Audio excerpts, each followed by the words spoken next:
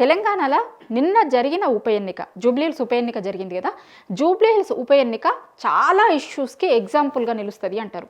అసలు ఏదన్నా రాష్ట్రంలో ఎన్నికలు ఎట్లా జరగొద్దు అనే దానికి పర్ఫెక్ట్ ఎగ్జాంపుల్గా నిన్న జరిగిన జూబ్లీహిల్స్ ఉప ఎన్నిక ఉంది అనేది చాలా రోజుల నుంచి రాజకీయాలని దగ్గరగా చూస్తున్నటువంటి మేధావులు కావచ్చు, అన్ని రాజకీయ పార్టీల నాయకులు మాట్లాడుతున్నారు.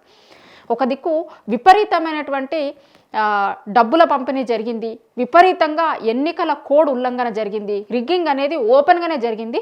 ఓ దిక్కు ఎలక్షన్ కమిషను ఈసారి ఎప్పుడు లేని విధంగా డ్రోన్లతోని మేము చూస్తున్నాం, మొత్తం చాలా పెద్ద మొత్తంలో డ్రోన్లు పెట్టినాం, ఎక్కడికక్కడ 3 అంచెల భద్రత పెట్టినాము అని చెప్పిన తర్వాత కూడా ఇంత దారుణంగా ఎన్నికల కోడ్ ఉల్లంఘన జరిగిన ఎలక్షన్ ఏదన్నా ఉంది అంటే అది జూబ్లీహిల్స్ ఉప ఎన్నికనే. ఇప్పుడు ముందు రానున్న రోజులలో ఎవరికన్నా చెప్పాలి అంటే అసలు ఎన్నికలు ఎట్లా జరగొద్దు అనడానికి పర్ఫెక్ట్ ఎగ్జాంపుల్గా రానున్న రోజులలో జూబ్లీహిల్స్లో ఎన్నిక జరిగిన తీరును చూపిస్తే అయిపోతుంది అనేది చాలామంది మేధావులు మాట్లాడుకుంటున్నటువంటి మాట.